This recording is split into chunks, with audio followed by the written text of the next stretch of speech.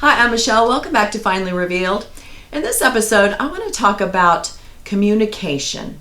Not in general, but communication by way of a conversation, face to face. I know increasingly people do not do that as often as they probably should, and I think I'm going to have to do another video on when it's best to communicate by text, by email, by letter, and by telephone and in person. But here we have some people nowadays who live day to day and avoid communication face to face, avoid conversations. And I had a conversation with one of my coworkers recently, and she said, well, my generation, and she's 28, she said, my generation, we just don't want to have the confrontation. And that really was an eye-opener for me, because I said, well, you could go your whole life without having a confrontation, but you really need to be able to have a conversation. And they're not the same thing. And then I started thinking about it, and that's why I'm doing this video.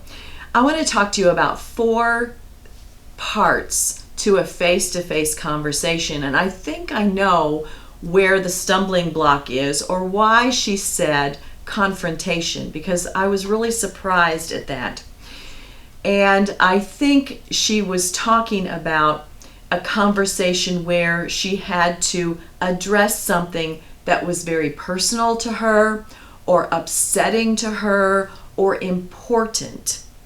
And to me, what that signals is that then there's an emotion attached to the conversation.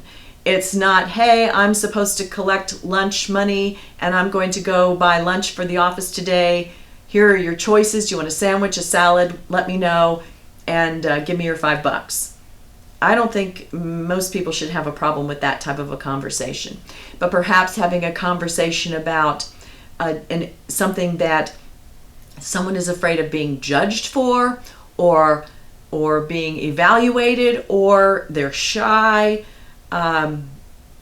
You really shouldn't have this problem, but I understand that people do. And when you can hide behind a text or an email or some other type of instant message and just shoot out what it is you want, that's really not effective for a lot of types of communication. And a face-to-face communication and a conversation can give you so much more information than a text or some flat typing will. And that's because you hear the person's voice, you see their face, you see their body language. We all know that tone does not come across well, and now we have emoticons where people have vegetables and smiley faces and things.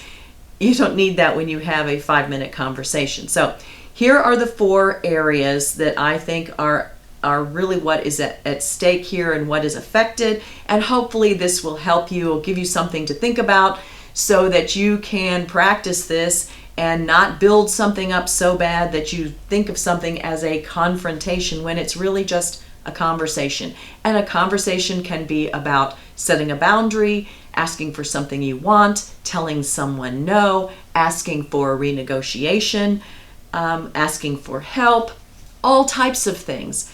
And let's see if I've narrowed in on this. So first of all, to prepare yourself, what is the subject of the conversation? Now, if you're limited to time, you can't be talking about everything in the whole world. You have to limit it to whatever the subject is. What is it that you want to talk about? Is this a request you're making? Is this a response you're making to someone else's request?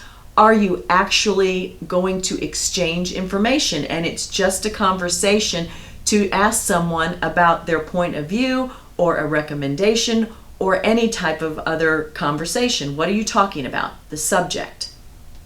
Next, this is the part, these next 2 I think are what gets you. What are your emotions? What are your feelings about this? Are you shy, and so this person is either like the best looking girl in school or the best looking guy, and you have to ask them to sign up for, I don't know, student council? Is this someone that you you respect and admire at work and you think that they don't know you? Is this someone you're going in? I mean, I don't even know the situation, but some type of emotion you have attached to this. That's really what you need to get over, because I think that's where people get tied up and are worried. And that brings me to the next part, which is anticipation. Are you going into a conversation, or are you avoiding a conversation because of what you think the other side is going to come back with? And you're so preoccupied with what their reaction is going to be that you've blown it all out of proportion. Is that possible? Again, we want to have a conversation, we want to communicate, and we want to receive communication. So while if you're asking for a raise and you're thinking of the pros and cons, or you're asking for an extra day off, and it's possible they can say no. Well, that's possible. Don't get all bent out of shape over it or get yourself tied up in knots. Just realize that that's a possibility. Because it is, okay? But don't worry about it. That shouldn't make you get so tied up that you go in and burst into tears or raise your voice or act very meek and mild. That's why you need to practice this, first of all. But okay, so your emotions, and then you're anticipating what they're going to say. And part of the reason that you're all bent out of shape and worried about what they're going to come back with you is because you're not prepared to listen. And that's the fourth thing. Listen. Listen. And remember, when people say things, it's not so much about you, it's about them or the situation. So think about this the next time that you're going in to talk to someone and you're scared or you're worried or you're all tied up in knots. Why are you all tied up in knots? Now, if you're going in to confess to murder, I can see why you could be upset. If you're going in to hurt someone's feelings or give them disappointment, that's just the way it goes sometimes.